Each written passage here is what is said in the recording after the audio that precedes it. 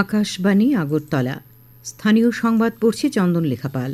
এখনকার বিশেষ বিশেষ খবর হলো, রাজ্যে এখন পর্যন্ত মোট 15,61,326 জন সুবিধাভোগীকে আয়ুষ্মান কার্ড প্রদান করা হয়েছে। মৎস্যমন্ত্রী সুধাংশু দাস আজ আগরতলার পূর্বাশা প্রাঙ্গণে দুদিনব্যাপী রাজ্যভিত্তিক মৎস্য উৎসবের সূচনা করেন। প্রধানমন্ত্রী নরেন্দ্র মোদী বলেছেন যে ভারত ও আমেরিকা 2030 সালের মধ্যে দ্বিপাক্ষিক বাণিজ্য দ্বিগুণ করে $500 বিলিয়ন উন্নীত করার সিদ্ধান্ত নিয়েছে। 38তম জাতীয় গেমস আজ শেষ হয়েছে। শীর্ষস্থানে রয়েছে সার্ভিস স্পোর্টস কন্ট্রোল বোর্ড। এবারে আসছি বিস্তারিত সংবাদে। রাজ্যে এখনও পর্যন্ত মোট 15,61,326 জন সুবিধাভোগীকে আয়ুষ্মান ভারত প্রধানমন্ত্রী জন আরোগ্য যোজনা বা ABPMJY প্রকল্পের আয়ুষ্মান কার্ড প্রদান করা হয়েছে। এর মধ্যে প্রায় 4,696,000 জন সুবিধাভোগী বিভিন্ন হাসপাতাল থেকে বিনামূল্যে চিকিৎসা পরিষেবা পেয়েছেন। এক্ষেত্রে রাজ্যের বাইরের বিভিন্ন হাসপাতাল থেকে পরিষেবা পেয়েছেন 6,475 জন সুবিধাভোগী। এই প্রকল্পে রাজ্যের সুবিধাভোগীদের প্রায় 216,80,00,000 টাকার দাবি নিষ্পত্তি করা হয়েছে। এদিকে রাজ্যে এ পর্যন্ত মুখ্যমন্ত্রী জন আরোগ্য যোজনায় বা CMJY 2023 প্রকল্পে 2,23,702টি পরিবারের মোট 4,89,580 জন সুবিধাভোগীকে আয়ুষ্মান কার্ড দেওয়া হয়েছে। এই প্রকল্পে এখন পর্যন্ত প্রায় 25,000 সুবিধাভোগী বিভিন্ন হাসপাতাল থেকে বিনামূল্যে চিকিৎসা পরিষেবা পেয়েছেন, যার মধ্যে রাজ্যের বাইরের বিভিন্ন হাসপাতাল থেকে পরিষেবা পেয়েছেন 216 জন সুবিধাভোগী। CMJY 2023 প্রকল্পের অধীনে এখনও পর্যন্ত প্রায় 12 কোটি টাকার দাবি নিষ্পত্তি করা হয়েছে। সরকারি সূত্রে আজ এ খবর জানা গেছে। মৎস্যমন্ত্রী সুধাংশু দাস আজ আগরতলার পূর্বাশা প্রাঙ্গণে দুদিনব্যাপী রাজ্যভিত্তিক মৎস্য উৎসবের সূচনা করেন। তিনি বলেন, রাজ্যে বর্তমানে মাছের উৎপাদন 85,000 মেট্রিক টন, চাহিদা রয়েছে 1,17,000 মেট্রিক টনের। যোগানের চাহিদার মধ্যে ব্যবধান রয়েছে প্রায় 32,000 মেট্রিক টন। রাজ্য সরকার এই চাহিদা মেটাতে ইতিমধ্যেই প্রধানমন্ত্রী মৎস্য সম্পদ যোজনা এবং মুখ্যমন্ত্রী মৎস্য বিকাশ যোজনা চালু করেছে।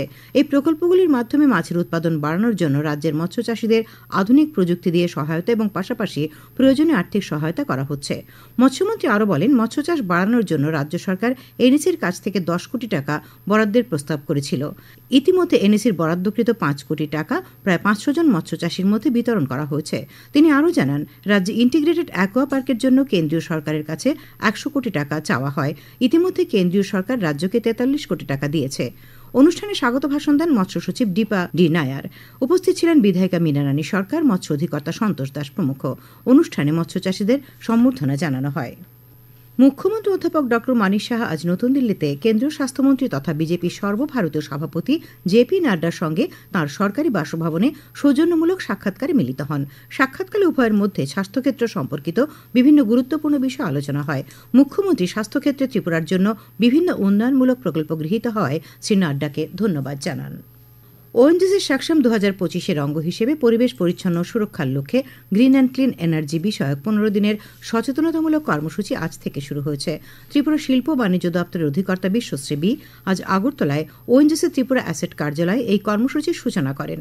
তিনি বলেন, ONGC রাজ্যের উন্নয়নে গুরুত্বপূর্ণ ভূমিকা পালন করছে। প্রাকৃতিক গ্যাস উত্তোলন ছাড়াও গ্রিন অ্যান্ড ক্লিন এনার্জি রূপায়ণে বিভিন্ন সচেতনতামূলক কর্মসূচি গ্রহণ করেছে, যা পরিবেশকে পরিচ্ছন্নতা ও সুরক্ষা প্রদানে সহায়ক ভূমিকা গ্রহণ করবে। তিনি বলেন, রাজ্য সরকার গ্রিন এবং ক্লিন এনার্জি বাস্তবায়নের ক্ষেত্রে বহু প্রকল্প গ্রহণ করেছে। ব্লক স্তর থেকেই তা কার্যকর করা হচ্ছে। ONGC अगले 15 दिनों के लिए बहुत सारा प्रोग्राम्स ले रहा है, जिसमें हम लोग क्लीनर एनर्जी के बारे में और ग्रीन एनर्जी के बारे में बच्चों से लेकर ड्राइवर से लेके हमारे घरों में हम उसको कैसे यूज कर सकते हैं, कैसे क्लीन एनर्जी को हम अडॉप्ट कर सकते हैं, इसके बारे में चर्चा हुआ है। ये 15 दिन में ये प्रोग्राम हुआ। सो मैं यहाँ पे आई हूँ from the state government as a representative. मैं ONGC and ministry of PNG को धन्यवाद देती हूँ कि उन्होंने इस तरह से अच्छा सा प्रोग्राम त्रिपुरा में ऑर्गेनाइज कर रहे हैं। খবর প্রচারিত হচ্ছে আকাশবাণীর আগরতলা কেন্দ্র থেকে। আকাশবাণীর সংবাদের আপডেট পেতে লগ ইন করুন www.newsonair.com এবং নিউজ অন এয়ার অ্যাপ এবং টুইটার ও ফেসবুক প্ল্যাটফর্মে এআইআর নিউজ অ্যালার্টসে। ইউটিউবে লক্ষ্য রাখুন নিউজ অন এয়ার অফিসিয়ালে। এছাড়াও আকাশবাণী আগরতলার সংবাদ আপডেট পেতে দেখুন টুইটার বা এক্স হ্যান্ডেলে আকাশবাণী নিউজ আগরতলা, ফেসবুকে এআইআর নিউজ আগরতলা এবং ইউটিউবে আকাশবাণী নিউজ আগরতলা। প্রধানমন্ত্রী নরেন্দ্র মোদী বলেছেন যে ভারত ও আমেরিকা 2030 সালের মধ্যে দ্বিপাক্ষিক বাণিজ্য দ্বিগুণ করে $500 বিলিয়ন উন্নীত করার সিদ্ধান্ত নিয়েছে। আজ ওয়াশিংটন ডিসির হোয়াইট হাউসে মার্কিন রাষ্ট্রপতি ডোনাল্ড ট্রাম্পের সঙ্গে দ্বিপাক্ষিক আলোচনার পর যৌথ সাংবাদিক সম্মেলনে শ্রী মোদী বলেন, ভারত ও আমেরিকা ভারত মার্কিন কৌশলগত অংশীদারিত্বকে এগিয়ে নিয়ে যাবে। প্রধানমন্ত্রী বলেন, ভারতের প্রতিরক্ষা প্রস্তুতিতে আমেরিকা গুরুত্বপূর্ণ ভূমিকা পালন করে। তিনি আরও বলেন, সন্ত্রাসবাদের বিরুদ্ধে লড়াইয়ে ভারত ও আমেরিকা দৃঢ়ভাবে একসাথে দাঁড়িয়েছে এবং উভয়ই একমত যে সীমান্তবর্তী সন্ত্রাসবাদ নির্মূল করার জন্য দৃঢ় পদক্ষেপ নেওয়া প্রয়োজন। भारत की डिफेंस प्रिपेयर्डनेस में अमेरिका की महत्वपूर्ण भूमिका है। स्ट्रैटेजिक और ट्रस्टेड पार्टनर के नाते हम जॉइंट डेवलपमेंट, जॉइंट प्रोडक्शन और ट्रांसफर ऑफ टेक्नोलॉजी की दिशा में सक्रिय रूप से आगे बढ़ रहे हैं। आने वाले समय में भी नई टेक्नोलॉजी और इक्विपमेंट हमारी क्षमता बढ़ाएंगे। মার্কিন রাষ্ট্রপতি ডোনাল্ড ট্রাম্প বলেছেন, বিশ্বের প্রাচীনতম এবং বৃহত্তম গণতন্ত্র আমেরিকা এবং ভারতের মধ্যে একটি বিশেষ বন্ধন রয়েছে। তিনি উল্লেখ করেন যে ভারত এবং মার্কিন যুক্তরাষ্ট্র জ্বালানি বিষয়ে একটি গুরুত্বপূর্ণ চুক্তিতে পৌঁছেছে, যা মার্কিন যুক্তরাষ্ট্রকে ভারতে তেল ও প্রাকৃতিক গ্যাসের শীর্ষস্থানীয় সরবরাহকারী হিসেবে নিশ্চিত করবে। আগরতলা নজরুল কলাক্ষেত্রের আনন্দ ভবনে চলছে 5 দিনব্যাপী ভারত রং মহোৎসব।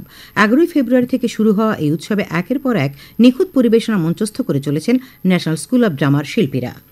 নাটক জীবনের দর্পণ আর ন্যাশনাল স্কুল অফ ড্রামার প্রথম পরিচালক ইব্রাহিম আলকাজির ভাষায় নাটকে অভিনয় করা একটি পবিত্র আচার অনুষ্ঠানের মতো ভারত রং মহোৎসবে ন্যাশনাল স্কুল অফ ড্রামার শিল্পীদের অসাধারণ পরিবেশনায় মিলছে তারই প্রতিফলন। নাটক দেখতে প্রতিদিনই সন্ধ্যায় ভিড় জমছে নজরুল কলাক্ষেত্রে। ইতিমধ্যে মঞ্চস্থ হয়েছে নাটক তিতার বিতার ও তিচি টিটা টোটো তরু গতকাল সন্ধ্যায় পরিবেশিত হয় নাটক কাগজ কি কাস্তি ও বারিশ কা পানি।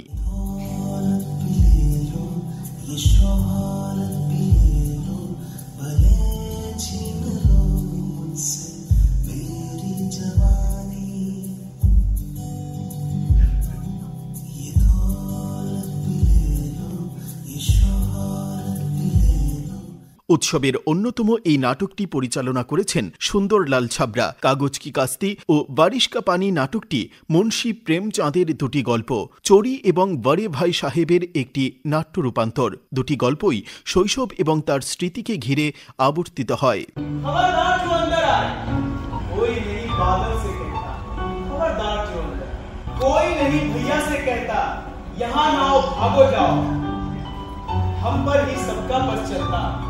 जो चाहे वो डांट बताए, जो चाहे वो डांट बताए। নাটকে শিশুদের সমস্যা, আনন্দ এবং শিক্ষার সাথে সম্পর্কিত উদ্বেগগুলিকে অনবদ্য দক্ষতায় তুলে ধরেন দিল্লির এনএসডির শিল্পীরা। নাটক শুরুর আগে আনন্দ ভবনের বাইরে পরিবেশিত মণিপুরী নৃত্য দর্শকদের দারুণ প্রশংসা কুড়িয়েছে। 5টি বামপন্থী দলের উদ্যোগে আজ আগরতলার ওরিয়েন্ট চৌমুহনীতে 3 ঘণ্টার গণ অবস্থান পালন করা হয়। গণ অবস্থানে বক্তব্য রাখতে গিয়ে প্রাক্তন মুখ্যমন্ত্রী মানিক সরকার কেন্দ্রীয় বাজেটের সমালোচনা করে বলেন, এই বাজেটে সাধারণ মানুষের স্বার্থ উপেক্ষিত হয়েছে। তিনি অভিযোগ করেন, এবারের কেন্দ্রীয় বাজেটে শিক্ষা, স্বাস্থ্য, কৃষক, মহিলা, গণবন্টন ব্যবস্থা এবং এমজিএন রেগা সহ বিভিন্ন গুরুত্বপূর্ণ ক্ষেত্রে ব্যয় বরাদ্দ কমিয়ে দেওয়া হয়েছে। 100 দিনের কাজের গ্যারান্টি দিয়ে দেশে এমজিএন রেগা চালু করা হয়েছিল, কিন্তু বর্তমানে রেগার কাজ সংকুচিত করা হচ্ছে।